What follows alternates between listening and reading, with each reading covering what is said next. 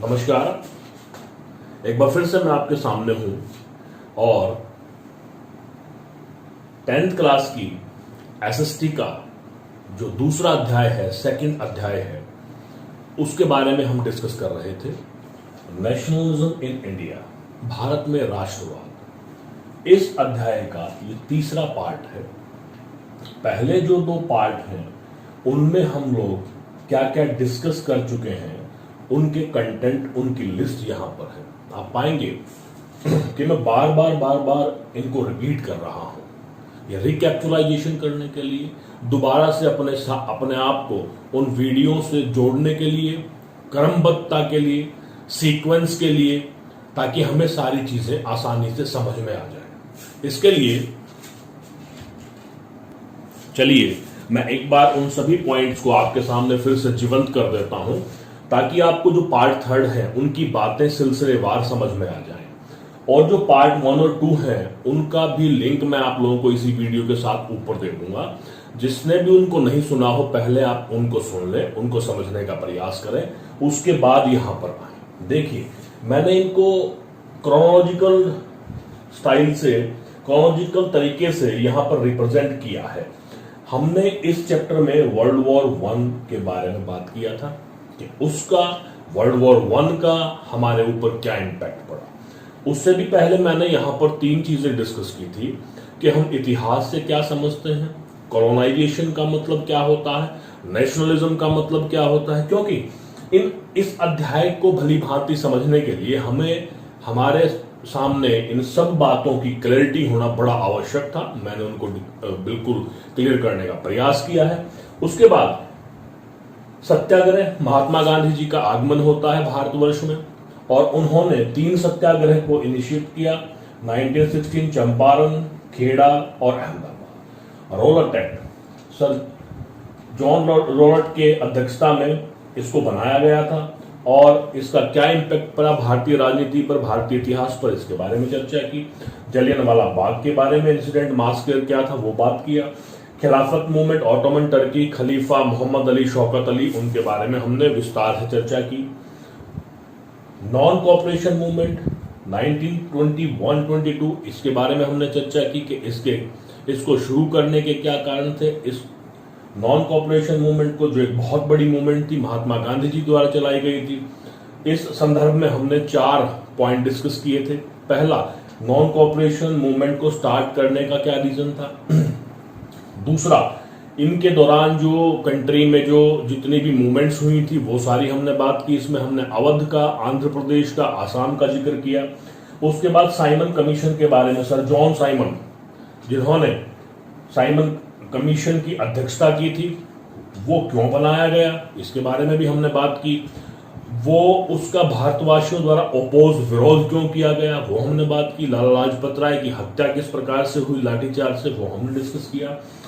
पूर्ण स्वराज 1929-30 हमने चर्चा की कि इसकी भारत के इतिहास में इस कांग्रेस के सेशन की क्या इंपॉर्टेंस है, ये हमने डिस्कस किया कि हमारा जो संविधान है वो 26 जनवरी 1950 को ही क्यों लागू हुआ, जबकि हमारा संविधान नवंबर 1949 में बन करके तैयार हो गया था। उसके बाद अगला जो इवेंट है वो है सिविल डिसोबीडियंस मूवमेंट, सविनय अवज्ञा आंदोलन। इस आंदोलन के बारे में हम विस्तार पूर्वक चर्चा करेंगे कि इसकी शुरुआत कैसे हुई और उसके दौरान लोगों के व्यूज क्या थे, लोग किस तरह से लोगों ने पार्टिसिपेट किया, अलग अलग जो तबके थे, अलग अलग जो सोसाइटी से जुड़े हुए लोग थे, उनके इनके बारे में क्या विचार थे। तो हम अब शुरू करते हैं सिविल डिसोबीडियंस मूवमेंट, सविनय अवज्ञा आंदोलन। सिविल डिसोबीडियंस मूवमेंट एक दूसरा बहुत बड़ा मूवमेंट जो महात्मा गांधी जी द्वारा चलाया गया। इसके बारे में हम बात करेंगे, लेकिन थोड़ा सा इसकी शुरुआत कैसे हुई, कहां से हुई, किस प्रकार से इनिशिएटिव लिया गया, उसके बारे में हम लोग बात करेंगे। थोड़ा सा पीछे जाते तो हम देखते हैं कि 31 जनवरी 1930 What Mahatma Gandhi ji did? Mahatma Gandhi ji prepared a list of 11 demands. I have written here 11 demands, जिसमें सबसे महत्वपूर्ण था कि जो अंग्रेज सरकार द्वारा नमक पर कानून लगाया। आप देखिए किस प्रकार से हमारा कितना गहराई तक शोषण करने का इरादा था। नमक जो एक ऐसी चीज थी जो पूरे के पूरे देश में प्रत्येक तबके के लोग द्वारा, प्रत्येक स्तर के लोगों के द्वारा दैनिक इस्तेमाल किया जाता था। इस बात को एहसास किया और नमक पर भी कानून लगा दिया।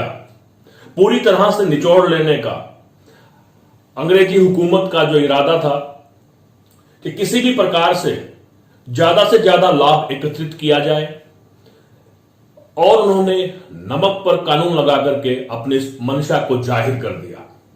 तो महात्मा गांधी जी ने क्या किया? महात्मा गांधी जी भी चाहते थे कि नॉन कॉपरेशन मूवमेंट, असहयोग आंदोलन की असफलता के बाद ऐसा कुछ हो। हालांकि उसको पूरी तरह से असफल नहीं कहेंगे, क्योंकि देश के प्रत्येक नागरिक के हृदय में एक ज्वाला उठ चुकी थी। वो ये मान गए थे कि महात्मा गांधी जी की अगुवाई में अगर हम उनका साथ दें तो एक दिन ऐसा आएगा जब अंग्रेजों को हमारे देश को छोड़ करके जाना पड़ेगा। हालांकि उसको वापस ले लिया गया था क्योंकि वो मूवमेंट हिंसक हो चला था। उसके बाद महात्मा गांधी जी का विचार था कि एक और बड़ी मूवमेंट चलाई जाए, जिस मूवमेंट में देश के प्रत्येक व्यक्ति ने हिस्सा लेना है। और यह मौका था जब अंग्रेजी सरकार ने नमक का कानून बना करके अपना इरादा, अपनी मंशा, अपनी इंटेंशन जाहिर कर दी कि पूरी तरह से आर्थिक दृष्टिकोण से वे भारत के प्रत्येक नागरिक को सौंप लेना चाहते थे, चूस लेना चाहते थे। यहां पर महात्मा गांधी जी ने रियलाइज किया कि यह सही समय है कि एक बड़ी मूवमेंट चलाई जाए। तो उन्होंने उस समय के जो वॉइस रॉय थे, लॉर्ड इरविन थे, उनके सामने 11 मांग का एक पत्र रखा। 11 demands were made by Mahatma Gandhi ji and the letter was given to the Lord Irwin, जिसमें से सबसे मुख्य बात थी कि जो नमक का कानून है उसको हटाया जाए। उसके अलावा भी बहुत सारी डिमांड थी, जैसे कि रिडक्शन इन रेवेन्यू, जो फॉरेन क्लोथ्स बाहर से आ रहे हैं उनके ऊपर कस्टम ड्यूटी को इंक्रीज किया जाए। सीआईडी का जो डिपार्टमेंट है उसको हटा दिया जाए, उसको बंद कर दिया जाए, और जितने भी राजनीतिक कैदी हैं उनको तुरंत प्रभाव से रिहा किया जाए। तो इस तरह से करीबन 11 डिमांड्स थी, और उन डिमांड्स को महात्मा गांधी जी ने लॉर्ड इरविन को सौंपा और ये कहा कि अगर आपने अल्टीमेटम दिया कि अगर आपने इन डिमांड्स को नहीं माना तो हम एक बड़ी मूवमेंट चलाएंगे, सिविल डिसोबीडियंस मूवमेंट। जैसा कि अंदेशा था, जैसा कि अनुमान था, जैसा कि हमें मालूम था, जैसा महात्मा गांधी जी को और उस समय के जो लीडर्स थे उनको पता था कि किसी भी डिमांड पर ध्यान नहीं दिया गया। और अंततः 12 मार्च 1930 महात्मा गांधी जी साबरमती आश्रम में थे। ये जो मैं आपको बताने जा रहा हूं ये एक बहुत महत्वपूर्ण सवाल भी आता है, इवैल्यूएशन के दृष्टिकोण से भी इसको पूछा जाता है कि आप साल्ट मार्च से क्या समझते हैं, दांडी यात्रा क्या है, या फिर सिविल डिसोबीडियंस मूवमेंट की जो बिगिनिंग थी वो कहां से हुई। देखिए 12 मार्च 1930 को साबरमती आश्रम जो गुजरात में है वहां से यात्रा शुरू होती है। करीबन 78 जो वॉलंटियर्स थे उनके साथ महात्मा गांधी जी निकलते हैं दांडी के लिए, जो छोटा सा गांव है, तटीय गांव है जो अरेबियन सागर के तट पर है। मैंने यहां पर मार्क किया है। साबरमती से दांडी की यात्रा करीबन 240 माइल्स है। यह डिसाइड किया गया कि हर दिन 10 माइल चला जाएगा, फिर वहां पर रुका जाएगा, लोगों को एड्रेस किया जाएगा, व्याख्यान दिया जाएगा, लोगों को साथ आने के लिए आह्वान किया जाएगा। हर दिन 10 माइल को पूरा करते हुए 240 माइल्स को कवर किया 24 दिनों में। और 6 अप्रैल, हालांकि 5 अप्रैल 1930 को वो दांडी पर पहुंच गए थे। दांडी जो तटीय प्रदेश है जहां पर सबसे पहले नमक कानून के विरोध में नमक बना करके कानून को तोड़ना था। और वहां पर 6 अप्रैल 1930 की सुबह महात्मा गांधी जी ने नमक को बना करके, जो प्रकृति के द्वारा फ्री में दिया जाता है, बिना प्रकृति जो कि बिना किसी भेदभाव के सभी के लिए ये प्रस्तुत करती, लेकिन उसके ऊपर भी जो कानून बना दिया गया उसके विरोध में महात्मा गांधी जी ने 6 अप्रैल 1930 को नमक बना करके उस कानून को तोड़ा और यहीं से सिविल डिसोबीडियंस मूवमेंट की शुरुआत हुई। सविनय विनम्रता के साथ अवज्ञा आज्ञा की अवहेलना करना, सविनय अवज्ञा आंदोलन की शुरुआत हुई। तो सिविल डिसोबीडियंस मूवमेंट, ये आपका एक क्वेश्चन बनता है।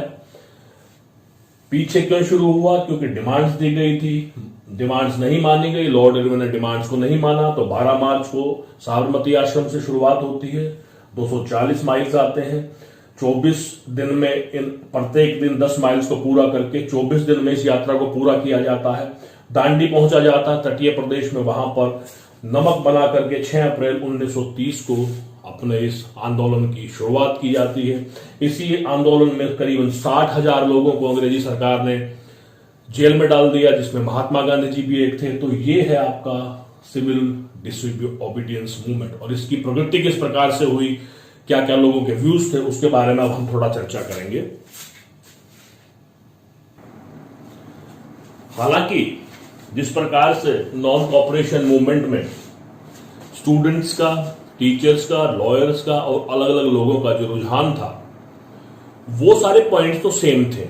उनके अलावा इस सिविल डिसोबीडियंस मूवमेंट में उनको भी आप ऐड कर सकते हैं कि students were not going to the school, they boycott the school, lawyers were not attended the court proceedings and many more, which we have discussed in non-cooperation movement। यहां पर कुछ और पॉइंट्स मैं डिस्कस करना चाहूंगा कि जो पाटीदार हैं, जो एक कम्युनिटी है गुजरात की, ठीक उसी प्रकार से उत्तर प्रदेश के जो जाट रहे उस समय में, उन्होंने क्या किया, उन्होंने पूरी तरह से सपोर्ट किया मूवमेंट को। ये एक बड़ी कम्युनिटी है, दोनों ही बड़ी कम्युनिटी है। इन्होंने पूरी तरह, क्योंकि ये बेसिकली किसान थे, ये कम्युनिटी पूरी तरह से खेती पर निर्भर थी, और इन्होंने रियलाइज किया कि फेमाइन की वजह से, ड्रॉट की वजह से, क्रॉप फेलियर की वजह से वो इस स्थिति में नहीं है कि जो ब्रिटिश गवर्नमेंट के द्वारा टैक्स इंपोज किया गया है उसको पे कर सके। Because reason I told you, famine was there, drought was there, there were so many reasons, but the main thing was that these Patidars of Gujarat, this Jats of Uttar Pradesh, they were suffering because they were not in position to pay the revenue taxes. They do not want to pay. That's why they have given the complete support to the civil disobedience movement and they have participated actively. Second is poor people. बहुत बड़ा जो number है poor people का हमारे देश में है, लेकिन जो गरीब लोग थे उनके पास कोई लैंड नहीं थी, टैक्स नहीं देना पड़ता था, और जो उनका रिलेशन था कांग्रेस के साथ वो अनसर्टेन था। तो पूरी तरह से पूरा का पूरा जो गरीब तबका था उन्होंने पार्टिसिपेट नहीं किया। और जो बिजनेसमैन क्लास थे, जो बिजनेस कर रहे थे, they also participated in civil disobedience movement. Reason behind that, their trade was suffering, they were suffering because the Britishers what they were doing, they were throwing their products in the market of India. They wanted to protect them. Business class wanted to protect themselves against the foreign goods which were coming into the market. That's why they have supported civil disobedience movement and also given the financial assistance. उन्होंने आर्थिक रूप से भी सहयोग किया, जिनमें 2 नाम मैंने यहां पर लिखे हैं, पुरुषोत्तम दास और बिरला, GD बिरला। इन्होंने पैसा देके, क्योंकि किसी भी मूवमेंट को चलाने के लिए, किसी भी आंदोलन को चलाने के लिए पैसे की आवश्यकता होती है, और बिजनेस क्लास के लोगों ने यह महसूस किया, अगर इस मूवमेंट के बाद जो ब्रिटिश गवर्नमेंट की पॉलिसीज हैं ट्रेड को लेकर के, अगर कस्टम ड्यूटी को इंक्रीज कर दिया जाएगा, अगर इंपोर्ट ड्यूटी को इंक्रीज कर दिया जाएगा, तो डेफिनेटली जो बाहर से आने वाले प्रोडक्ट हैं उन पर कुछ बंदी लगेगी, कुछ रुकावट पैदा होगी, जिसकी वजह से जो वो लोग प्रोड्यूस कर रहे हैं उसको मार्केट में वो सेल कर पाएंगे। इसलिए उन्होंने साथ दिया। उनके बाद जो इंडस्ट्रियल वर्कर्स थे, जो मजदूर तबका था, उन्होंने पार्टिसिपेट नहीं किया। Reason, because they were aware about the relationship of businessman and Congress. They were aware that If the movement will pass on, if the success will be gained, the benefit will go to the business class. That's why they have not paid any interest. क्योंकि उन्हें इस movement में बहुत सारा फायदा अपने लिए नहीं लगा. और this was the very first time, पहली बार वोमेन ने पार्टिसिपेट किया एक्टिवली. तो इस तरह से हम देखेंगे, इनके बारे में हमने देखा. बट पूरे देश के लोग क्योंकि इकट्ठा नहीं थे, और जो शेड्यूल कास्ट और शेड्यूल ट्राइब के प्रति जो स्वर्ण जातियां थी, उच्च जातियां थी, उनका जो व्यवहार था, उस वजह से जो निम्न वर्ग के जो लोग थे उन्होंने पार्टिसिपेट नहीं किया. महात्मा गांधी जी ने कहा कि जब तक पूरा देश एकजुट होकर के काम नहीं करेगा तब तक ये संभव नहीं है. इसीलिए उन्होंने अनटचेबल्स के लिए, अनटचेबिलिटी के खिलाफ, छुआछूत के खिलाफ एक अभियान शुरू किया और इन लोगों को हरिजन कहा. ठीक है, तो महात्मा गांधी जी ने शुरुआत की. अब सिविल डिसोबीडियंस मूवमेंट में आगे आगे क्या होता है उसके बारे में हम लोग विस्तार से चर्चा करेंगे. हालांकि सिविल डिसोबीडियंस मूवमेंट से वो सभी पर्पस सॉल्व नहीं हुए जिनके लिए उनको शुरू किया गया था.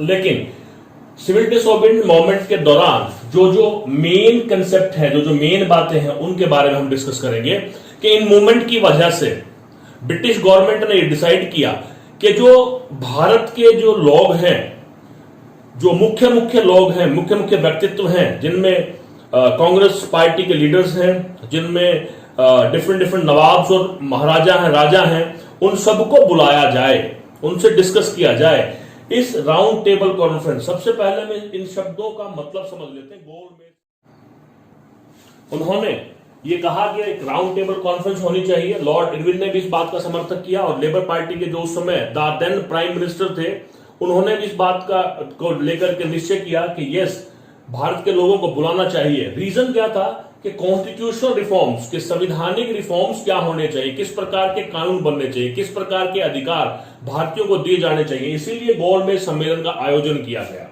देखिए, गोलमेज सम्मेलन से क्या अभिप्राय होता है, जो नॉर्मल स्थिति होती है वहां पर, यहां पर जो लोग बैठे होते हैं उनकी अथॉरिटी ज्यादा होती है.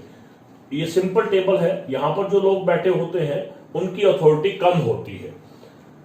इसीलिए गोलमेज सम्मेलन, और गोलमेज का क्या डिसीजन होता है कि किसी की तरफ भी एज नहीं है, सभी बराबर हैं, सभी को मौका दिया जाएगा बोलने का, सभी की अथॉरिटी बराबर है. तो इसलिए गोलमेज सम्मेलन का आयोजन किया गया और इसका नाम भी गोलमेज सम्मेलन रखा गया, क्योंकि भारत से आए हुए लोगों को पूरी तरह से ये राइट दिया जाएगा कि वो अपनी बात को रख सके, किस प्रकार के कॉन्स्टिट्यूशन रिफॉर्म भारत में होने चाहिए उसके बारे में अपने व्यूज रख सके, अपने आइडियाज को रख सके.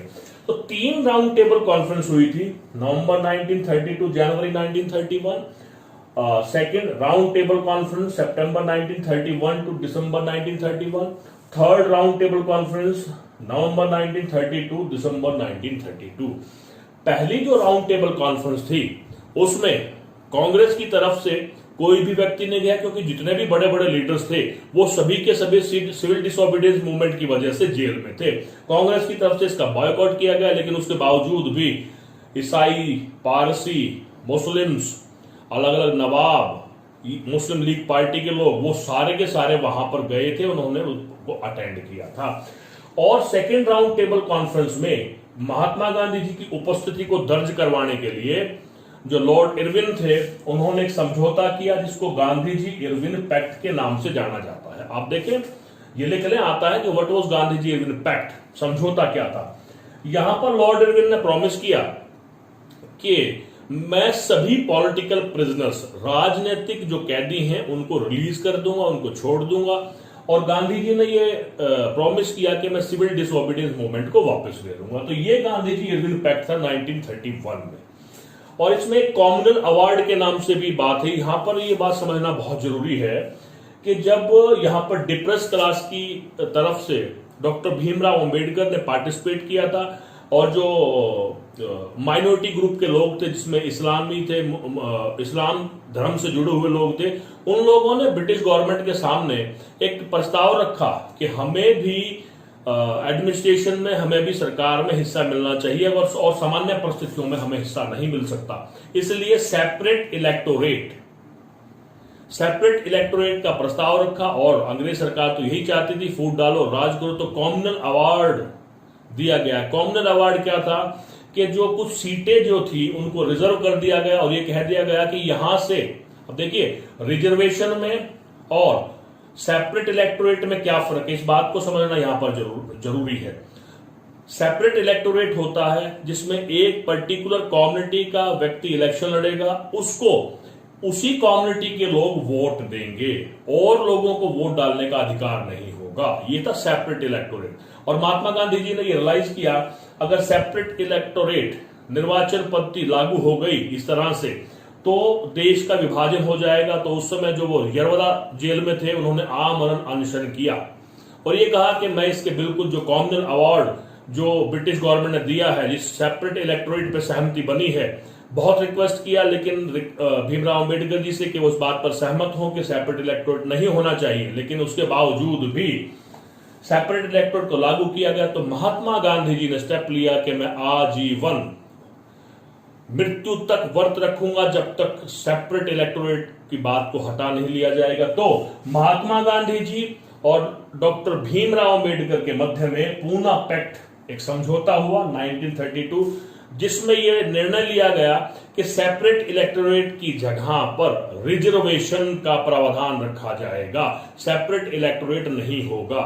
इस पर उसी पैक्ट की वजह से आज जो हम देखते हैं कि पार्लियामेंट में भी करीबन 131 seats are reserved for schedule caste and schedule tribe instead of separate electorate.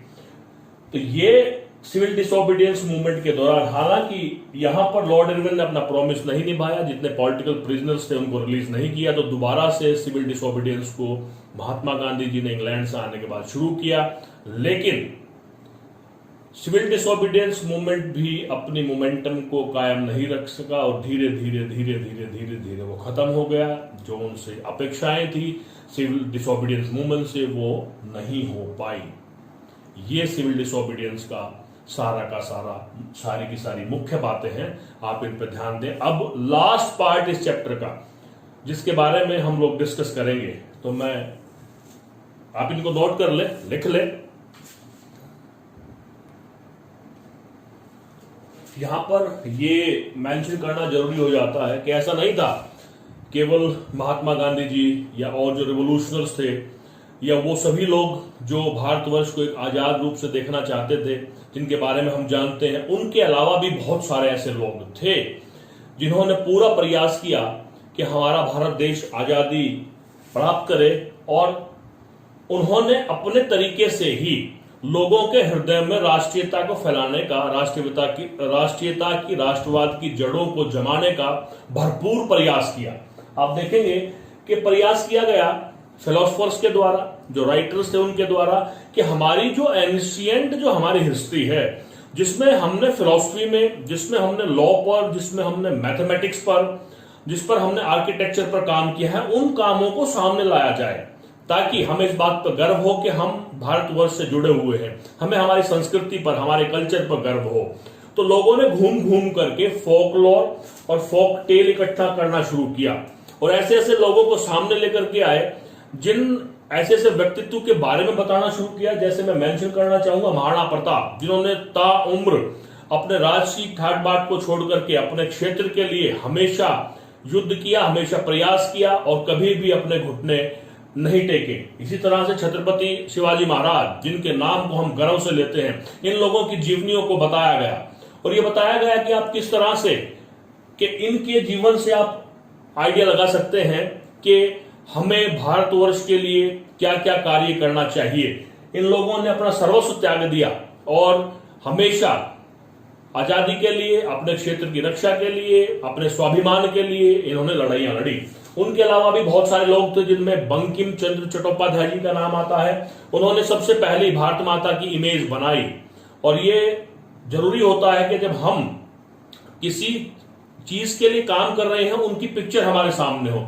तो इन्होंने पहली इमेज बनाई भारत माता की और वो मातृशक्ति की बनाई। इसके पीछे रीजन है, शास्त्रों में भी लिखा गया है कि जो मां होती है वो पिता की तुलना में बहुत ज्यादा आदरणीय, हम किसी भी प्रकार से मां का ऋण नहीं उतार सकते। 100 जन्मों के पिता के समान बताया गया। इसलिए भारत माता को एक स्त्री के रूप में, एक महिला के रूप में, एक माता के रूप में प्रस्तुत किया गया। और उन्होंने एक गीत लिखा जो स्वदेशी मूवमेंट बंगाल में बहुत ज्यादा प्रचलित हुआ, वंदे मातरम, जो आज हमारा नेशनल सॉन्ग भी है, जिसको कुछ इस तरह से गाया जाता है, वंदे मातरम, यानी मातृभूमि, मातृभूमि की वंदना करना। वंदे मातरम सुजलाम सुफलाम मलयज शीतलाम शस्य श्यामलाम मातरम वंदे मातरम। मतलब इस वंदे मातरम के गीत को, जो आज हमारा नेशनल सॉन्ग है, स्वदेशी मूवमेंट में लोगों की देशभक्ति को जगाने के लिए, लोगों के अंदर जो उत्साह भरने के लिए कि वो अंग्रेजी हुकूमत के खिलाफ युद्ध लड़ सके। रविंद्रनाथ टैगोर जी का नाम आता है। इन्होंने भी एक भारत माता की पिक्चर को प्रस्तुत किया। उसके अलावा जो नतेशा शास्त्री मद्रास में, साउथ में, उन्होंने एक पुस्तक लिखी थी जिसका नाम था फोकलोर ऑफ साउथ इंडिया। इनमें इन्होंने वहां के जो लोकल लोक कथाएं थी, वीर गाथाएं थी, वीर रस की कविताएं थी, उन सब का समावेश किया गया। उसके अलावा स्वदेशी मूवमेंट बंगाल में एक, क्योंकि अपनी नेशनलिज्म की फीलिंग के लिए हमारे पास एक फ्लैग होना ऐसा अवश्यंभावी समझा गया। एक फ्लैग का निर्माण किया गया जिसमें 3 कलर थे, रेड, ग्रीन एंड येलो। उसमें 8 लोटस थे जो 8 प्रोविंसेस को शो करते हैं। उनके अलावा क्रेसेंट मून, एक मून बनाया गया जो शो करता है कि हिंदू मुस्लिम्स जो है इकट्ठा होकर के, यूनाइटेड होकर के युद्ध को लड़ेंगे। इस प्रकार से आप कह सकते हैं कि sense of collective belongingness, nationalism की फीलिंग को जागृत करने के लिए अलग अलग लोगों ने अलग अलग तरीके से अपना योगदान दिया। तब जाकर के आज हम सभी अपने भारतवर्ष को एक इंडिपेंडेंट कंट्री के रूप में जानते हैं। तो ये नेशनलिज्म इंडिया का पूरा अध्याय है जिसको 3 भाग में प्रस्तुत किया गया है। तो मैं आप लोगों से उम्मीद करूंगा कि आप इसको देखें, ध्यानपूर्वक देखें, पढ़ें, समझने का प्रयास करें। और आगे जो है हम शायद इकोनॉमिक्स का पार्ट करना चाहेंगे, कोई एक चैप्टर इकोनॉमिक्स का उठाएंगे। धीरे धीरे हम आगे बढ़ेंगे। और मैं आपसे उम्मीद करता हूं कि आप लोग सभी घर पर हैं, सेफ हैं। Thank you, thanks a lot. मिलते हैं अगली वीडियो। Thank you.